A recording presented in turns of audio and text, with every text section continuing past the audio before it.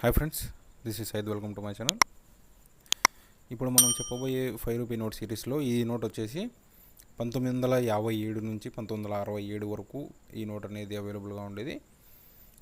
So దీని size చూసుకున్నట్టయితే 127/73 mm వస్తుంది.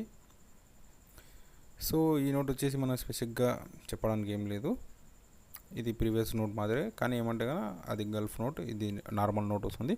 ఒకసారి మనం నోట్ని అబ్జర్వ్ చేసుకున్నట్టయితే మిడిల్లో చూసుకున్నట్లయితే రిజర్వ్ బ్యాంక్ ఆఫ్ ఇండియా అని, కింద మనం 5 రూపీ, హిందీలో 5 రూపాయ అని.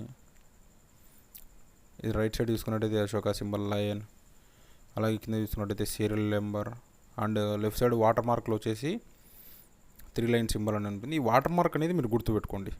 తర్వాత వచ్చేసి నెక్స్ట్ వీడియోలో మనం మాట్లాడుకుందాము, అంటే నెక్స్ట్ అప్కమింగ్ వీడియోస్లో వచ్చేసి దీని గురించి మనం చెప్తాము. ఒకసారి మీరు గుర్తుపెట్టుకోండి. సో అలాగే ఇంకొక సైడ్ చూసుకున్నట్టయితే టాప్లో వచ్చేసి మనకు రిజర్వ్ బ్యాంక్ ఆఫ్ ఇండియా అని, లెఫ్ట్ సైడ్లో 5, మిడిల్లో వచ్చేసి మనకు ఇండియన్ లాంగ్వేజెస్, మనకు నార్మల్గా మనకు జింకలు అనేటివి ఉన్నాయి.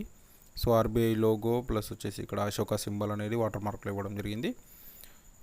సో అలాగే ఫ్రెండ్స్, మనం దీని వాల్యూ చూసుకున్నట్టయితే ఇక్కడ మీకు స్క్రీన్ మీద కనబడుతుంది కదా, 300 టు మనకు 700 వరకు ఉంది. సో అంతకు మించి కూడా ఉంటుంది ఇది.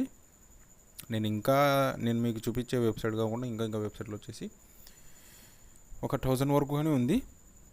సో ఆ విధంగానే మనం కూడా అంచనా వేసుకోవచ్చు.